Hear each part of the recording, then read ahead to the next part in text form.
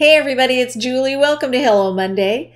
Today I am making another holiday card, and this one is inspired by some Pinterest boards I had seen, or inspiration boards that had black and white and kind of a Nordic Scandinavian theme, and I thought it would be fun to translate those inspiration boards into a card. So I'm going to start by taking some Nina Desert Storm, and I'm going to mask off the gutter crease. I just have a post-it note that I use over and over again for stuff like this until it's totally worn out. I don't like my image to bleed off onto the back. I don't know why I'm picky about that, but you certainly don't have to do this, but this is something that I always do. And I'm going to use these Savvy Stamp snowflakes. I love the hand-drawn chunkiness of these snowflakes. They're just so cute. And I'm going to ink those up with some Hero Arts Unicorn White Pigment ink. I love how this ink looks on dark cardstock and craft cardstock. And I did re-ink it in between the first and second impression. So I'm just going to stamp that twice, and it will give the filler that I'm looking for on the background there. And then another hand-drawn image. This is Merry Christmas, also by Savvy. I'm going to ink that up with some VersaFine Onyx Black, or Black Onyx, I think it is. And that's a square of 3.5 inch Nina Solar White. And then I also die cut this Pine Trio. This is a die by Memory Box and Poppy Stamps, and I cut that from some black cardstock. I love this die. It's such a sweet little die. And I'm just using the background die, but there is also a detail die in the same image, and they coordinate together, but I'm just using the solid one. And I slipped everything into a 3.5 inch square glassine envelope. And this pattern paper happens to be from a Project Life Heritage Edition collection. This is a 12 by 12 collection. And even though I'm not using it to scrapbook, I thought it would go perfectly with my black and white theme. And the papers are so beautiful. They could be used for anything. But and they're not holiday themed, but I think they look really perfect for this particular project and the look that I was going for. I didn't want a super black and white high contrast. I kind of wanted a softer, more vintage look, and this paper is going to help me achieve that.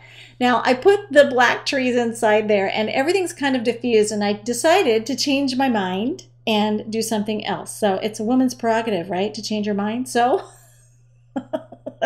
that's what I did.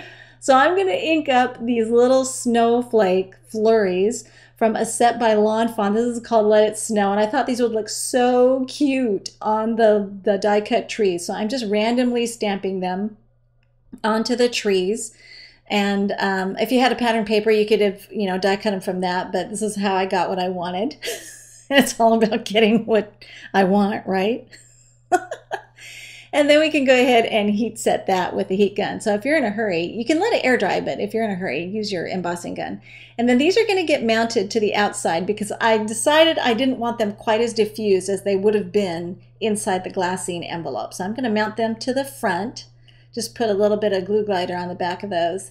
And then for some of the shaker material, Cosmo Cricut has made these really cute wood veneers, and you get the whole plate also, as well as the pieces that were laser cut from the wooden plate. So I'm just going to use those as kind of a confetti filler inside my glassine envelope, and then we'll go ahead and seal that shut. Now when you see the finished card, I actually changed my mind and went back and added more filler in there. I actually added just some circles that I randomly punched from some black cardstock just to create a little bit more filler material. And I only wanted to use a few of the stars because you can get really carried away and create too much bulk there. So I didn't want to use too many of those wooden stars. But now I'm going to take some black and white baker's twine, and I wrapped it 3 times around my card base, and I'll go ahead and get that tied off very quickly.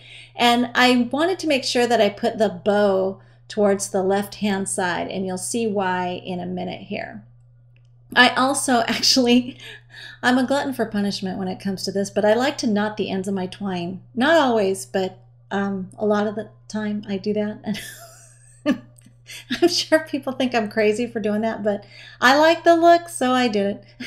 And I'm going to add some foam dots to the back of my glassine envelope, and then I can go ahead and mount that over the twine. And you can see where my trees are hanging off on the right-hand side.